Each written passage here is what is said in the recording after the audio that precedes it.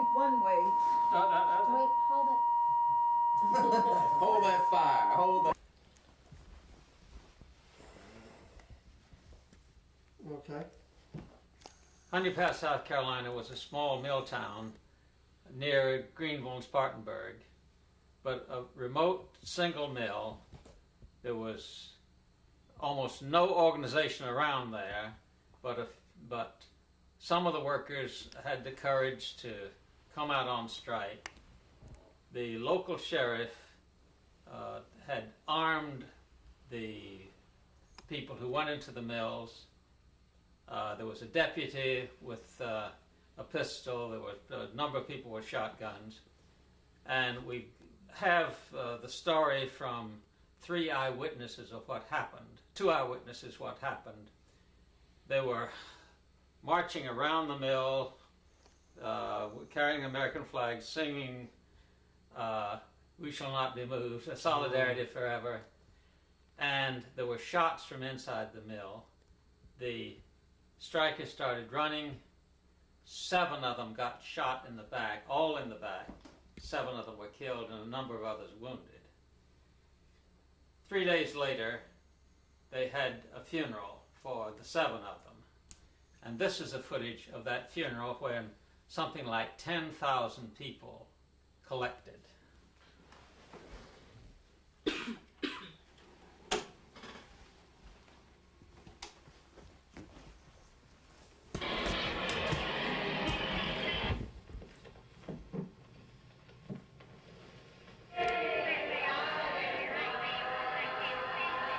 Swinging "Sweet By and By," you know that old song.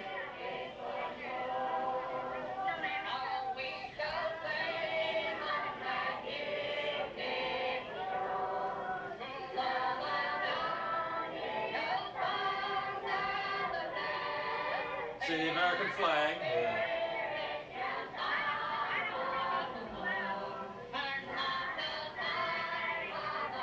Now this is newsreel footage that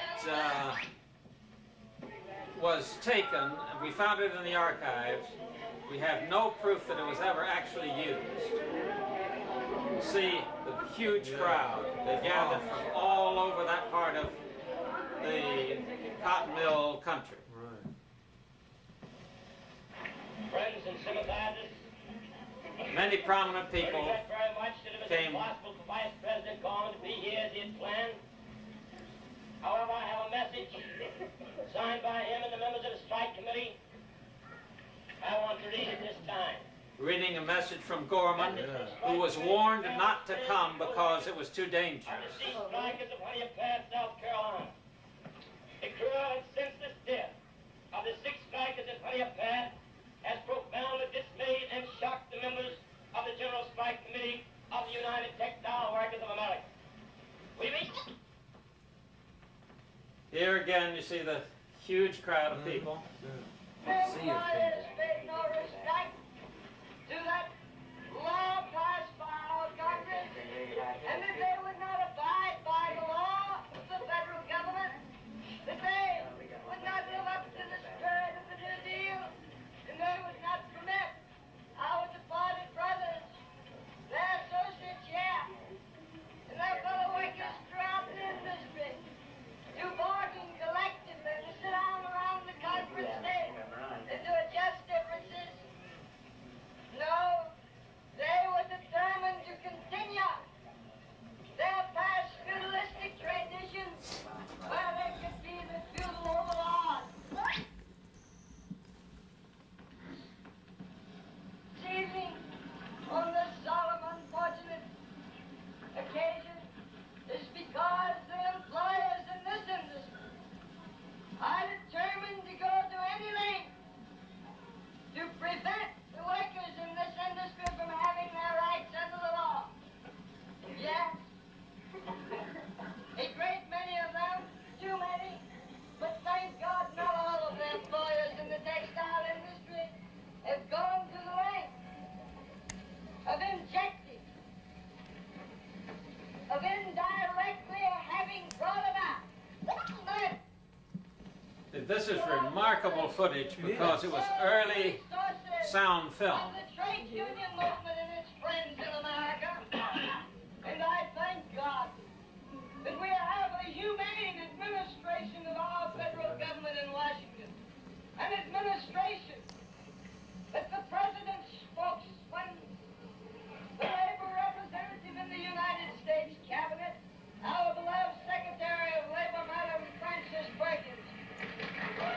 See the almost pathetic trust in the administration. Right. Now here you see The caskets. the hearses, the row of hearses here.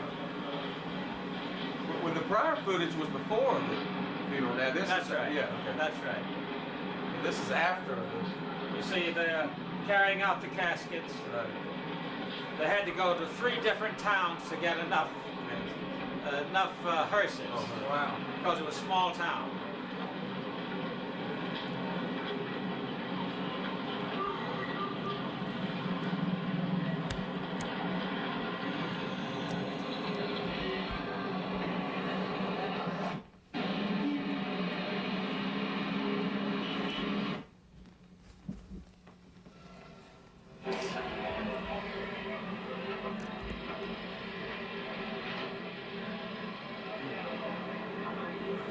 They had to have this funeral out in a big field because there was just no other place that was big enough.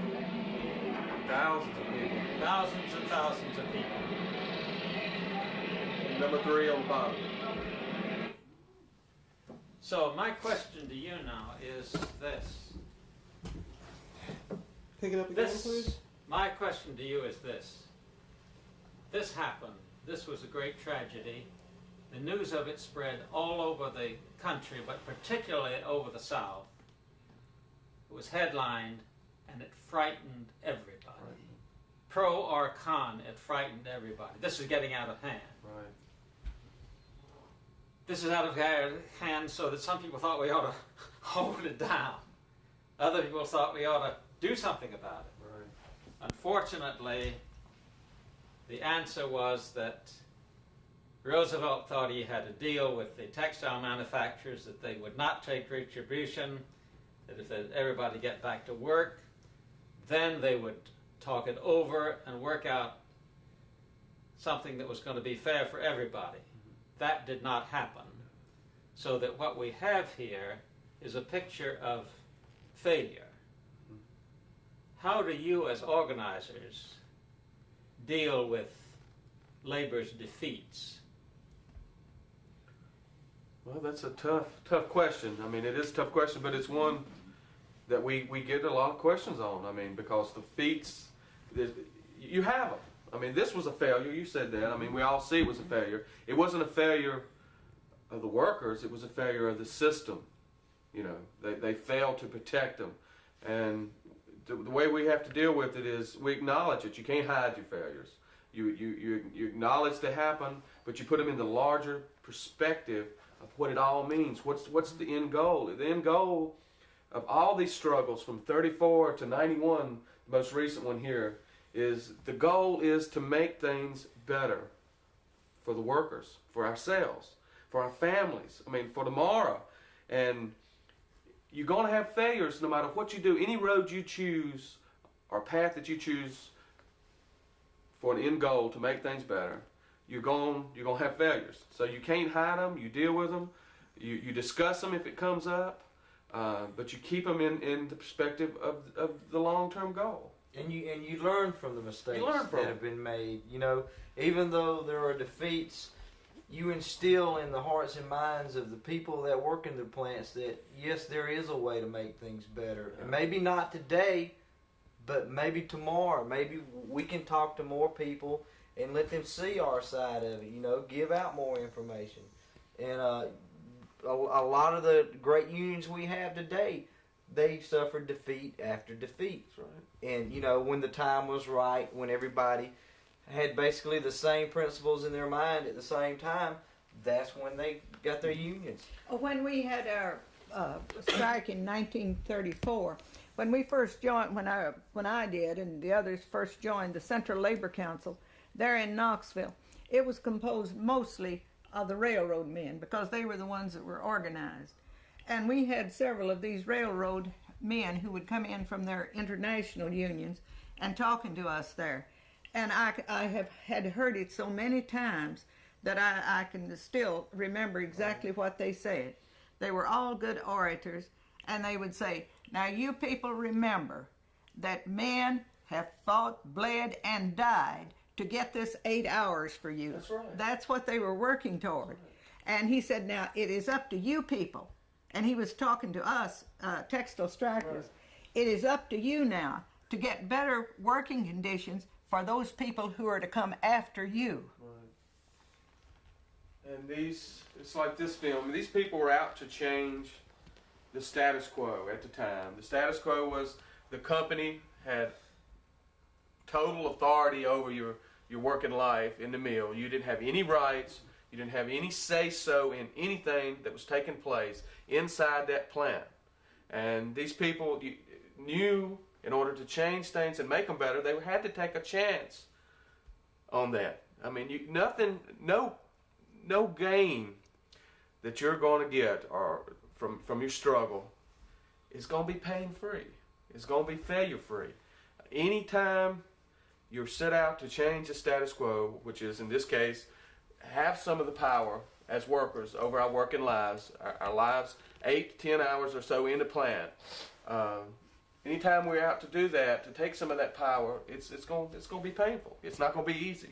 I think when these railroad men were talking about that men had fought, bled, and died to get the 8 hours for them, that what he was saying to us, if you have to fight, bleed, and die to get better conditions, then that's the way it's going to be. Right, because I it's not worth fighting for. It's not worth having. Right. I don't want to trivialize the sacrifices and the martyrs from that experience, but what I want to do is to say that I think that we need to be realistic and upfront about the struggle. There are risks that are involved, and I think that hiding this pretty much minimizes that. Yes, there is a risk, and while no one wants to start out being a martyr, no one wants to always be the one to make the sacrifices, it's still important to be realistic with people, and you have to draw a balance as an organizer, not to put more fear and intimidation in people, but to give them the real picture of the way things really are. And sometimes violence comes out of that, and if you're going to be involved in the struggle, there is a risk that you may end up being a casualty of the struggle.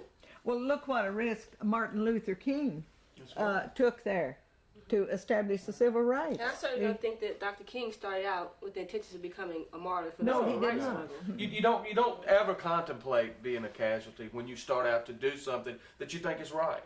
I mean, you don't think about that aspect of it. You know you're doing in your heart that you're doing the right thing, which is best not only for yourself but for a large majority of people or a group of people, and you know that there's risks that you're taking. I mean, we all know that. Everybody knows anything you start out, but you don't contemplate or even it never enters your mind of being a martyr or a casualty. Exactly. That's right. You know, it's just the point is you do the right thing. You're doing what you believe.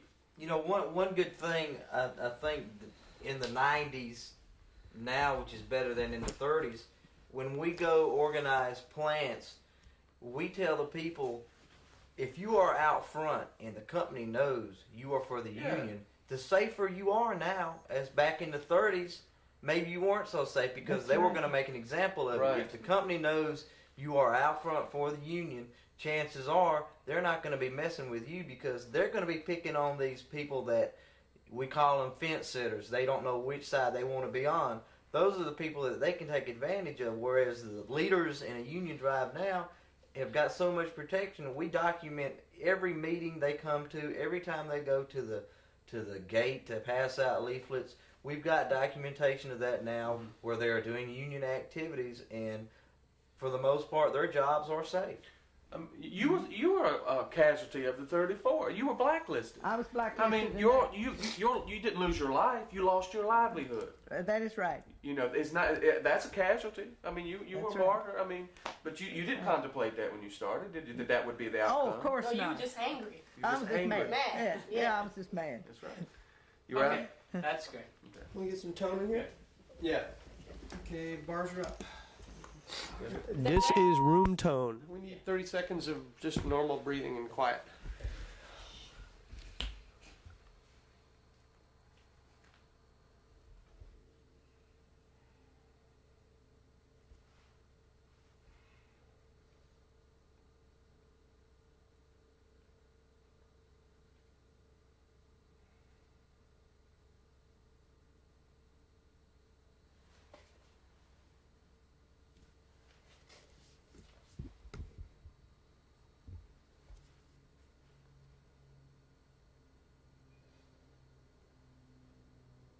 Yeah, that ought to do it. We got Okay, that room blanket. tone. Okay, wait, now hold it just a moment. You're in the shot. Can I do something like this? Go down a bit more than you can. Okay. Should I take Maggie for a walk? Rolling. Okay, you want me to introduce myself? I'm Billy Winn. I'm a journalist. Explain it to them. Oh, okay. I'm Billy Winn. I'm a journalist from Columbus, which is my hometown. I grew up here actually, and now I'm editor of the editorial page of the local paper. And although I've had some experience with mills and with the textile industry through my family, one member of whom was one of the owners of Muskogee, which I believe y'all worked or have worked in the past. And my father was for many years city physician here and was mill physician for years, and so he used to come home and tell us stories. And also my grandfather on my father's side worked in the mills all of his life, started in Concord in North Carolina and came down here. Start going. Sorry. Because of the echo in here, we've got to get a good bit more volume. Okay. Good, and you're rushing it a little bit. Okay. I'm Billy Winn, and I grew up here. From the head right there. Okay. I grew up here in Columbus, Georgia, and I now work for the local newspaper where I edit the editorial page. I've had some connection and experience with the mills because my uncle was one of the owners of Muskogee Manufacturing Company, where I believe. Yeah, that's where I work. Okay, where y'all work, and I worked there too in the summers, in the weave room, and I also painted the mill. And my father was for many years, from 1920 I think until middle of the 30s, mill physician and was city physician from time to time, and would come home and tell me stories about the mill. So I grew up to some extent with a connection in the mills here. I've got some letters which are very, very interesting to me from the 34 strike. They're from all the mills here in Columbus, really. And I'll just read you a couple because I think you'd be interested in what some of them say. This one is from Eagle in Phoenix, and it is addressed to Franklin Delano Roosevelt in Columbus. FDR was among the management people, of course, not a very revered figure, and there's an old joke here about Roosevelt. You'll hear it in almost any mill town in the South, that the dream of the mill owners here in Columbus was to go into the Ralston Hotel and find Franklin Delano Roosevelt dead in every room. He was rather universally despised among that class, but beloved by the mill workers, of course, who appealed to him for help. This is one such letter.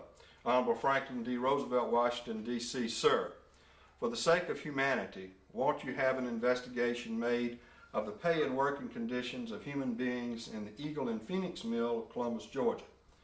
It is a fact that fine young men and women are working in this mill for as little as $4, $5, and $6 per week.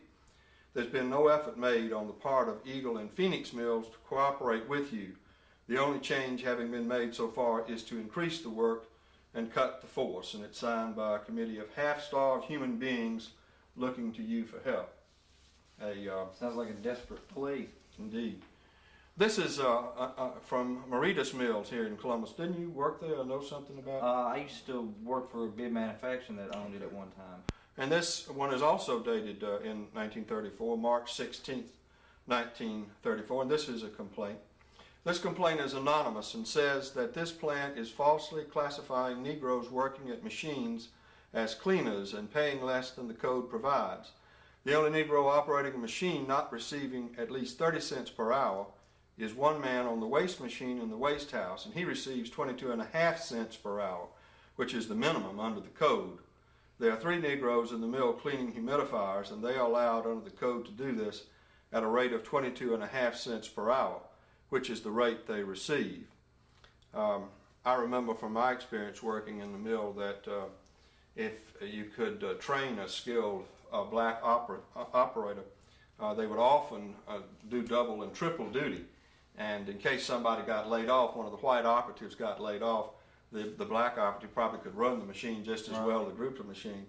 But then when the trains came in and it came loading time, the guy would go back to being a loader at the track. And I suppose the pay would still be the same as he received as a loader, rather than, by loader I mean swinging the cotton bales up on the platforms here. That's what they did. This is to the National Labor Relations Board, dated October the 29th, 1934, and I'll just read this, a short one.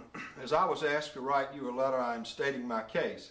I was discharged from the Bib Manufacturing Company the 6th month, 16th day of 1934, as a result of the boss watching me go to the union meetings every Thursday night. And I had in 4 years and 10 months service at that mill, and they will not talk about putting me back to work. I am a widow with 4 children. One has tuberculosis, and I only get $3.75 and $4.50 a week relief to feed 5 on. And I haven't ever heard any more. I have to get some way. Be glad if you would please investigate. This is signed Ms. May Phillips. My father used to say that the incidence of tuberculosis was very high in the mills here. The incidence of tuberculosis was extremely high in Columbus. We one of the few towns our size that had our own tuberculosis hospital, which was built to, of course, to accommodate to TB cases. And Daddy thought that much of the illness was not due to tuberculosis at all, but was associated in some way with the environment at the mill. Now, whether it was some sort of lung affliction peculiar to the mill, I don't know. This is a letter addressed to Mr. Johnson, who was responsible for receiving the complaints, and also to the Roosevelts. Mr. Johnson, please accept my congratulations for you and Mr. Roosevelt as being the 2 greatest men on earth. I am writing you in regards to the textile code. Please excuse me if I am wrong, but the way I understand it, no textile worker was supposed to take on any more work. But my wife was laid off today because she refused to take on 4 more looms. She works for W.C. Bradley, the hardest piece of humanity on earth, at the Eagle and Phoenix Mill, Columbus, Georgia. Now I have wove and fixed looms for over 3 years. I have been disabled to work on account of pellagra. Thank God I didn't have to work much for Hoover. Will you please investigate this matter? I am sincerely looking forward to you for support, thanking you in advance for any favor you might return to me. And this is dated A.L. Williams, Girard, Alabama, that is to say Phoenix City, Alabama, July the 25th, 1933. Bill, would you do that again and explain to them what pellagra is, because the audience won't know. Okay, I was going to do that. I was just fixing to do that, because I'm fixing to read a pellagra diet. Okay, then you go right ahead. And you notice in here the reference to pellagra. Many people in the South, of course, had pellagra, which is a dietary disease. For years, we didn't know what caused pellagra, but we found out that it was related to an improper diet. And I thought I would read you this, an account here of a mill boss in Columbus, Georgia, head of the Bib Manufacturing Company, giving his employees a lecture on how they should eat.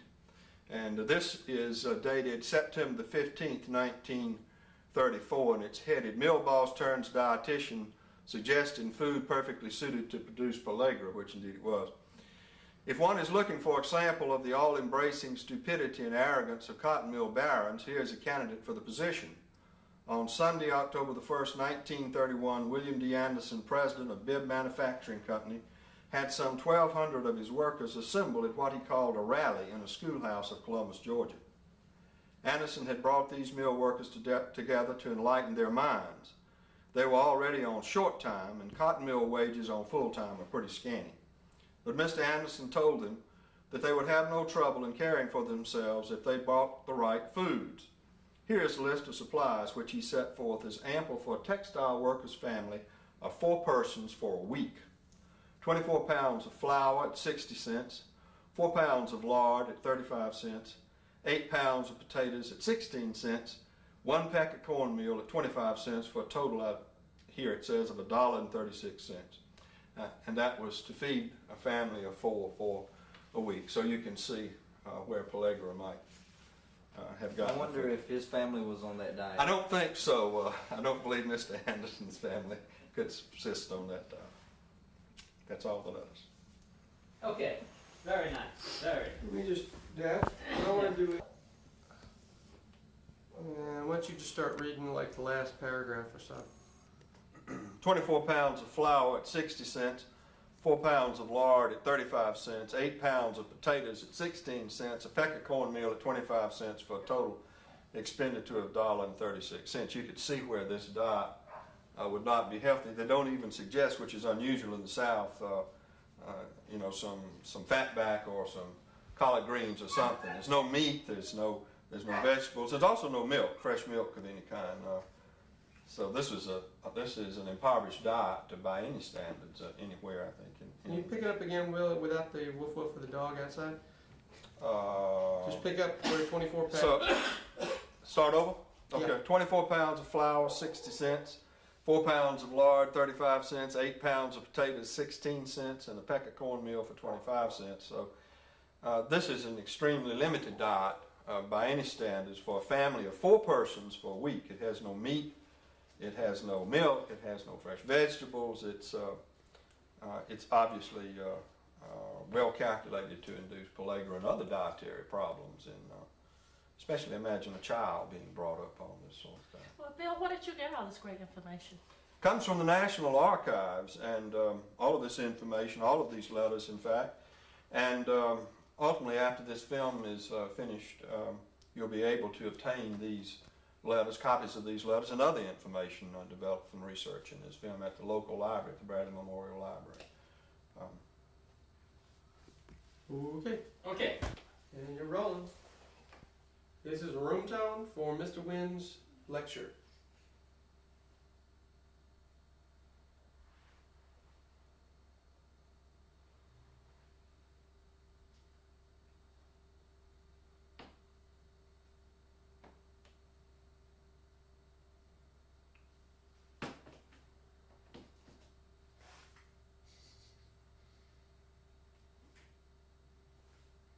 That'll be good.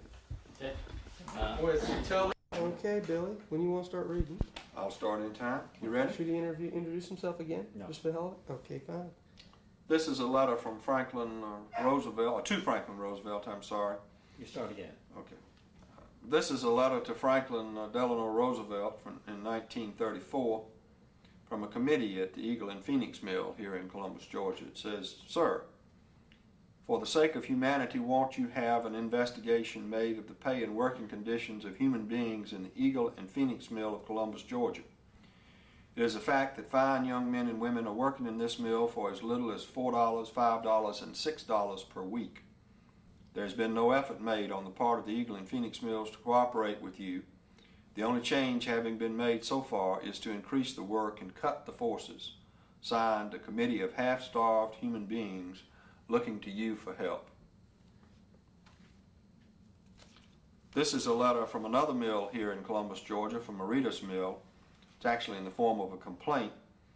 This complaint is anonymous and says that this plant is falsely classifying Negroes working at machines as cleaners and paying less than the code provides.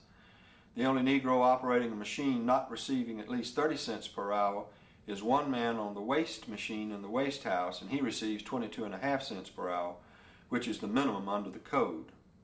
There are 3 Negroes in the mill cleaning humidifiers, and they are allowed under the code to do this at a rate of 22.5 cents per hour, which is the rate they receive. This one is from Girard, Alabama, that is to say Phoenix City, right across the river from Columbus, dated July the 25th, 1933. And it's addressed to one of the men who is responsible for receiving the complaints from the workers. "Dear Mr. Johnson, please accept my congratulations for you and Mr.